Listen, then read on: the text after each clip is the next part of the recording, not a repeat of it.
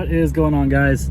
So I'm actually here sitting in the next project car that actually might not be that big of a project. I was kind of thinking it was going to be a motor swap based on what the guy was telling me when he sold it to me. But I'm going to give you a walk around the car right now, and you guys can tell me what you think. If you're a Mercedes tech, go ahead and leave a comment on what you think it might be. I have a couple of suspicions. You know, whenever you buy a car that's not 100% or isn't new or isn't under warranty still, there's still a little bit of learning that goes on as to what happened, and if the issue that you think is the primary issue could be compounded by other issues, or if there's 2 or 3 issues that kind of all look like the same thing but they're all slightly different. So I'm gonna give you a walk around the car. You tell me what you think. I'm gonna tell you what I've done so far, and we'll go from there. Okay, so as you can see, I got the Lotus in the garage next to the Mustang. The car that we're talking about today, though, is not either one of those. This is a 2012 Mercedes-Benz SLK 350. It was sold to me with the understanding that it needed an engine, but as you can tell, it's running. So it might not need an engine, might just need a small repair. He said that he was alerted that it needed an engine about 1.5 years ago. Now, I will say that when I went to go pick this car up, it had a dead battery and the engine was dead cold. So when you first start the engine up, it has a very awful, like, rattling noise. It almost sounds like top end, like camshafts coming out of the engine sort of thing. I was gonna turn it off today because I've started it once already. By the way, I got a battery from Mercedes-Benz RBM of Atlanta. Great shop, great parts department, love the guys there. If you're ever there, go see Scott. Now, I put a battery in it, I started it up, and it started clacking, just like I said. I had read about this issue before, and it seems like there's a couple of common issues. One is the secondary chain tensioner, and that can be a problem because it doesn't have like a backing plate in the tensioner. There's a revised style for it that keeps oil in the tensioner, if I understand correctly. Now, once it gets up to operating temperature, 85 degrees Celsius, then the tensioner has enough oil in it because of viscosity reasons to not make that noise anymore, like it's not making now. I wish I would record the noise. I will in the morning when it's cold. I'll start it up again so you can hear the noise. With that in mind, I think there might be another problem because I have a check engine light on the car. There was a whole bunch of check engine lights when I first read the codes. A whole bunch of them were related to camshaft correlation codes on the left bank. Sensor A is like a big problem. So I'm thinking that it might actually need a camshaft position sensor on the left bank, sensor 1 or sensor A. That might actually be like a legitimate thing that it needs, but it also probably needs the revised secondary tensioners. And there's a kit that I saw on FCP Euro that has like the whole thing. Like, you can change everything. It comes with everything. So anyways, I bought this car really cheap, really cheap, with the understanding that it needed an engine. I don't think that it does. I just drove the car around the block and it feels great. I haven't really flogged it that hard, but it definitely feels solid. I mean, I think that this is an issue of a dealership lying to this guy, saying that it needed an engine because that was the only surefire way of fixing it. I'm not sure if this LI document, which is like a TSB from Mercedes, has been released in the last 1.5 years, or if it was prior to that. But in either case, it seems like there was no true diagnostics done on the car to determine that it actually needed an engine, because it runs great and it is awesome. But this is definitely the newest Mercedes I've ever owned that I didn't have a car loan on, and it feels pretty cool to say that. But this is also a really high-spec car. I mean, it's an AMG Sport package, so it has the bigger wheels, the bigger brakes, 302 horsepower, which is standard, but it has manual mode on the transmission. Obviously, the top works fine, goes up and down. It has air scarf in the seats, which I think was also standard on the 172s.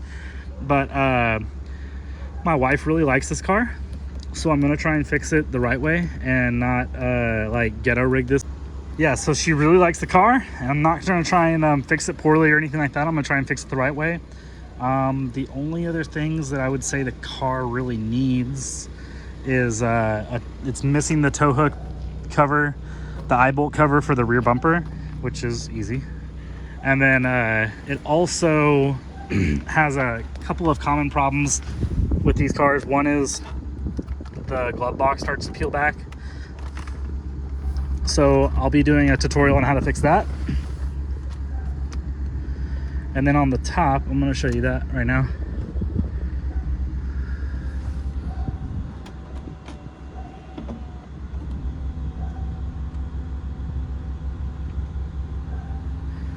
So this top actually has the glass roof, which was an option. Some did not. And then some actually had a higher option than this as far as the roof goes. And that would have been the magic roof, which you can press a button and it tints. But it's very difficult to see, especially in the light like this. But in the middle, it starts to buckle up, which really isn't a problem until you start going about 90 to 130 in that range. And it really buffets the air and you can hear it like separating the top. What happens is the 171 roofs, which was the 05 to 11 roofs, they were metal. And these are composite plastic with a metal frame on the outside. And so they lose tension because the bonding material gets hot in the sun and then separates. It gets really bad like in Arizona, Florida, southern states where the car's sitting outside or sees hot temperatures or a lot of humidity, things that can break down chemical compounds. That's when it gets really bad. But otherwise, it's a fantastic car and I'm super pleased with it. It only has 102,000 miles on it. So drop a comment and guess how much I paid for the car. And then, yeah, first driving it. Good to go.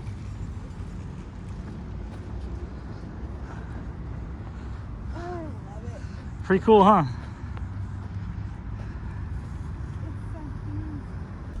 Good morning, guys. So we took the car for a drive last night just to the grocery store and back, and it was really fine. I think that there's like, maybe it's just because I'm used to AMGs and this isn't one, but the transmission in eco mode feels kind of sloppy. I don't know if that's just something that we can probably fix with a tune for the TCU or something, but we'll try to get over that. As far as everything else goes, I've cleared the codes a couple of times and it just keeps coming back to the same code, which is a correlation code for the left bank sensor A. I'm going to do a little bit of research to figure out what can be done to fix that. If it's just a sensor, that's fine. But the more that I look at the engine, it looks like at some point the valve covers have been off. I don't know if it was a Mercedes dealership that did the work or if it was an independent shop that tried to fix it. But we'll figure that out. Maybe they were trying to see if it jumped time, and when they realized that it didn't, or something like that. I'm not really sure. Maybe it did jump time. They put it back in time, put it back together, and then it came back with this code, so they told the guy that it needed a motor. There's just so many things you just don't know about when other shops have been working on stuff that it makes it really difficult to get to the bottom of things. If you guys are really into YouTube, there's another YouTuber named Samcrack that bought an i8 that kind of went down the same path where someone told him it needed a motor and he was pretty sure that it didn't. He could fix it. That might be the same thing here. I don't think that it is. I think that this engine runs way too well, doesn't overheat or anything like that for it to need an actual engine. I think that it's just something of the computer not recognizing the cam position. So we're gonna have to figure out how we can get that to happen. Okay, new update.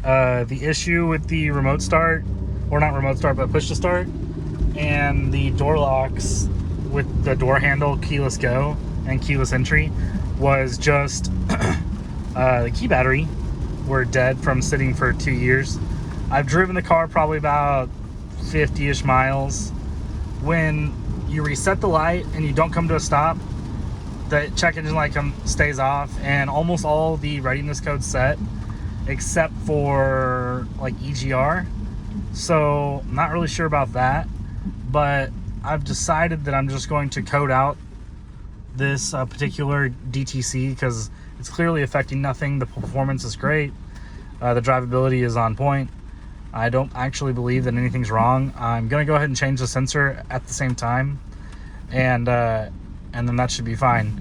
I'm probably gonna tag this car in Oklahoma because it's about $500 cheaper, but that's the plan for now.